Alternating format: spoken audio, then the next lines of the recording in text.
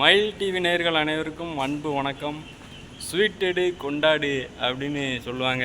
எந்த ஒரு நல்ல விஷயத்தையும் தொடங்கிறதுக்கு முன்னாடி ஸ்வீட் சாப்பிட்டு தொடங்கினோம்னா அந்த நிகழ்ச்சி வந்து ஆனந்தமாகவும் இனிப்பாகவும் இருக்கும் அப்படிம்பாங்க. ஆனந்தமாகவும் இனிப்பாகவும் இருக்கிற ஊருக்கே நம்ம வந்திருக்கோம். அதுதான் கோவில்பட்டி. கோவில்பட்டியின் ஃபேமஸ் வந்து கடலை மிட்டாய். அந்த கடலை மிட்டாய் வந்து உலகளவில் ஃபேமஸானது கோவில்பட்டி கடலை மிட்டாய். அந்த ஊருக்கு வந்திருக்கும். அண்ணன் ஒருத்தர் வாட்ஸ்அப் மூலியமாக நம்மளை தொடர்பு கொண்டு நம்ம இப்போ எங்கே நிற்கும் அப்படின்னா பசும்பொன் முத்துராமலிங்க தேவர் தினசரி சந்தை அப்படின்னு சொல்லப்படுற அந்த சந்தையில் இருந்து தான் பேசிக்கிட்டு இருக்கோம். நம்மளை வர சொன்ன அண்ணன் இவர் தான். அண்ணன் பேர் வந்து செல்வம். மாமன்னர் புலித்தேவர் மக்கள் நல இயக்கம் அப்படின்னு ஒரு இயக்கம் வச்சு நடத்திக்கிட்டு இருக்காப்புல. அவர் தான் நம்மளை கோவில்பட்டிக்கு வர சொல்லியிருந்தார். நம்ம மயில் டிவியில் வந்து அவருடைய கோரிக்கைகளை வைக்கணும், பல பிரச்சனைகள் இருக்குது, அந்த கோரிக்கைகளை மயில் டிவி மூலியமாக வெளிப்படுத்தணும் அப்படின்னு நம்மளை வர சொன்னாங்க. வந்திருக்கோம். அவர் என்னென்ன சொல்கிறாரு அப்படிங்கிறத நம்ம கேட்டு தெரிஞ்சுக்கணும்.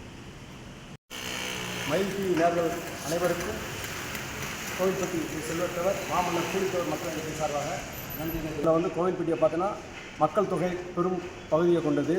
இந்த மக்களுக்கான அடிப்படை தேவைகள் பார்த்திங்கன்னா எந்த வகையிலும் இல்லை. அதை நம்ம சுட்டிக்காட்டி தொடர்ந்து நாங்கள் குரல் கொடுத்து வருகிறோம்.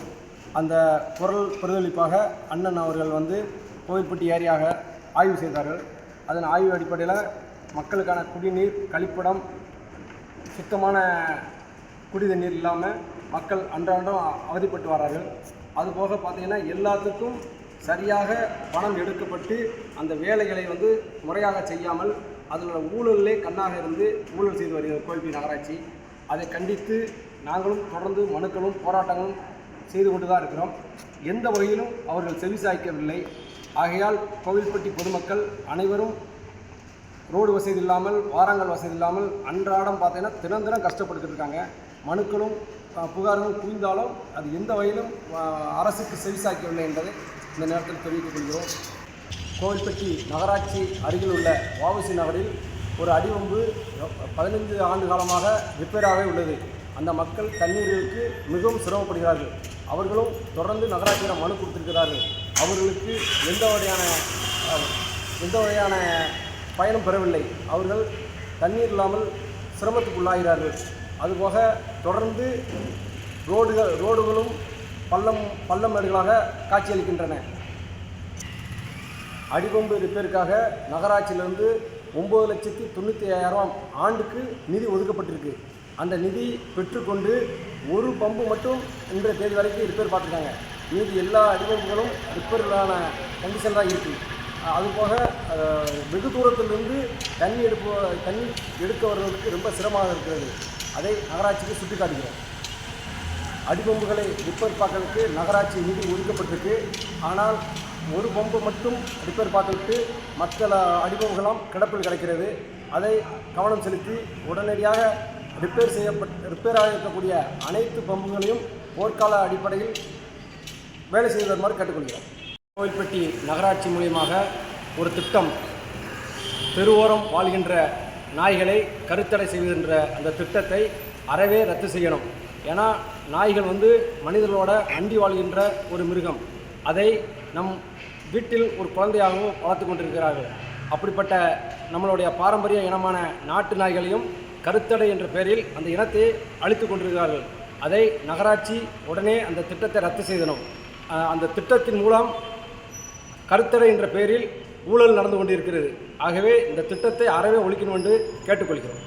ஆவச நகர் சீப்புகார தெருவில் அடிபைப்பு இருக்குது. 20 வருஷமாக தண்ணியே வரல. நகராட்சியில் சொன்னால் யாருமே எடுத்து செய்ய மாட்டேங்கிறாங்க. நகராட்சிக்கு இந்த செய்தி மூலமாக சொல்கிறோம், எங்களுக்கு எப்படியா ரிப்பேர் பார்த்து கொடுங்க. 15 வருஷம் அதில் தண்ணி வரல தான் இருக்குது. எல்லாம் பண்ணி கொடுத்து அங்கே போய் எல்லாம் சொல்லிட்டோம், எதுக்கு பார்க்க முடிக்கிறாங்க.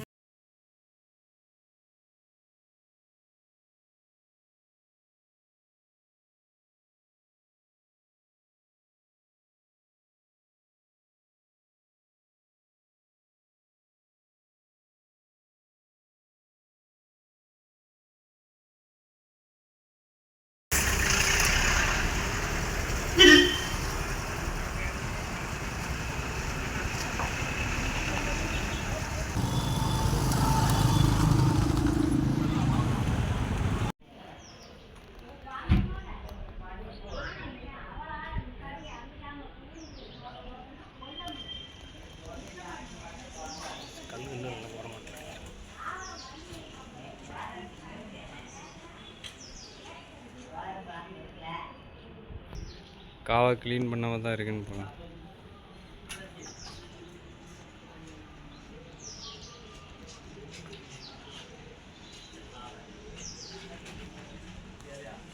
வாரங்களுக்குள்ள சைக்கிள்